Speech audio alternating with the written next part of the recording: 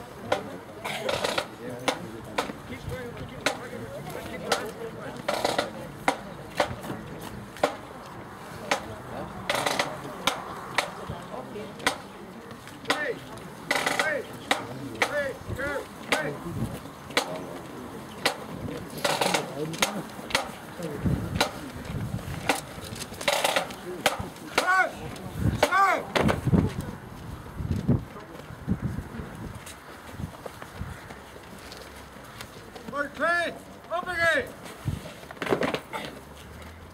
Third forward, choose becoming. Jump. Just on the family would like me to say that they would like to thank everybody, just not for today for coming, but throughout all the years that they have been remembering Jim. They want to thank everybody for coming year after year.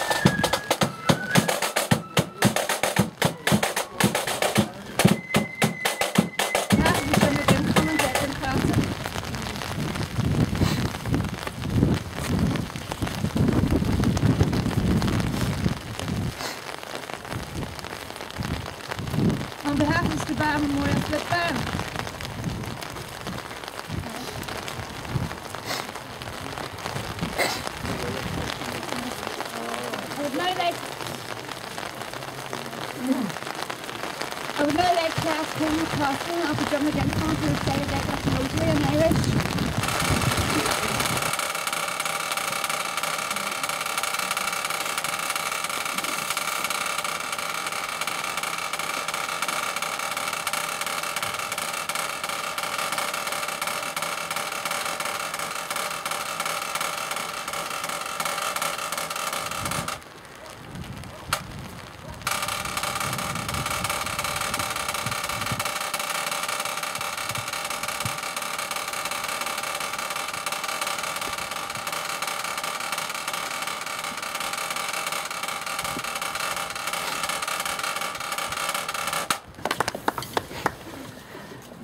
Good Monica.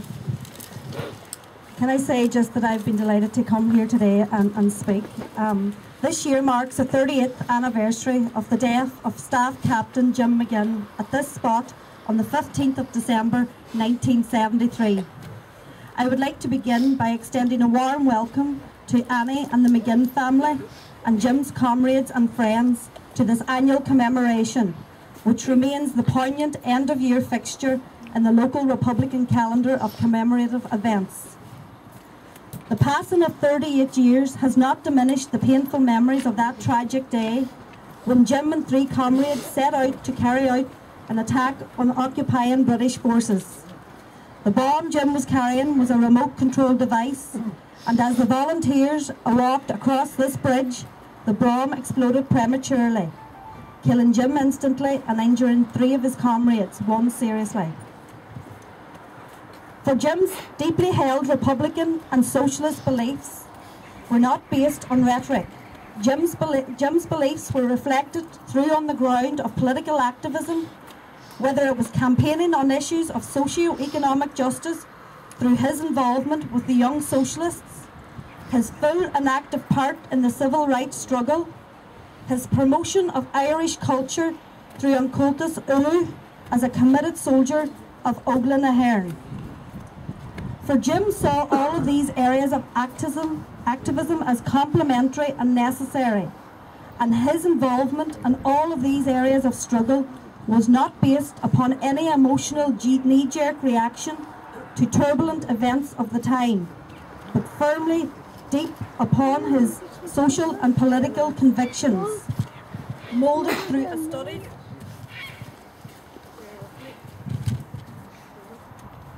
analysis of Irish history and the examination of this history in an international context.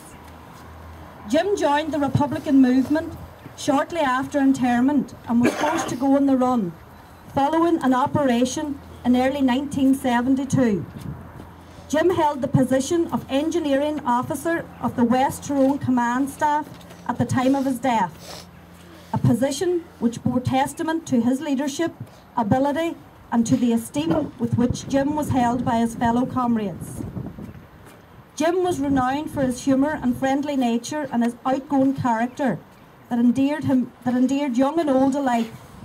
Therefore, his death not only evoked widespread shock and sorrow among local Republicans, but within the local community as a whole. And I too would like to pay my own personal tribute to Jim. As a young girl growing up in the Ballycoman, I remember at that time I was 7 years of age, and I remember it was near Christmas. I remembered the anger and the frustration among the people, and where Christmas trees were replaced with black flags. And as a young girl at 7, I couldn't quite understand what was happening, but I remember the anger and the fear that was out there among the people. So as we gather here to remember Jim today, we do so at a time when the proud tenets of Irish republicanism, which guided Jim's thinking and actions, have never been more relevant or important. The United Irishman, the founding fathers of Irish republicanism, declared the objectives of securing liberty for the Irish people and equality and fraternity amongst the Irish people. These ideological tenets were echoed once again in the 1916 proclamation, in which an Irish republic as a sovereign state, in which all the children of the state would be cherished equally, was declared on the steps of the GPO. Jim's formative years were shaped by tumultuous events both in Ireland and internationally. and these events radicalised him and countless others of his generation. Equally tumultuous events are now taking place in Ireland and internationally, not least the drive by a European political elite to use the member state debt crisis as a vehicle to secure full European integration and fiscal control, which would permanently remove the ability of the Irish people to be sovereign. This presents a massive challenge for Irish Republicans, but also a major opportunity to show just how correct the Irish Republican analysis has been all along. From the Maastricht Treaty through Lisbon I and Lisbon II, and to mobilise the Irish people against the threat of having a whole new set of colonial masters. Now is the time to make a stand. Now is the time to radicalise and be active.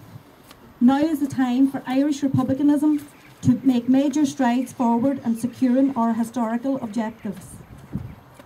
A major United Ireland conference has been planned for the new year in the Millennium Forum in Derry on Saturday the 28th of January. And I would ask and urge everyone here to come along, to listen, to take part in the debate as we plan the next steps forward in the strategy towards our goal of a United Ireland, sovereign and free.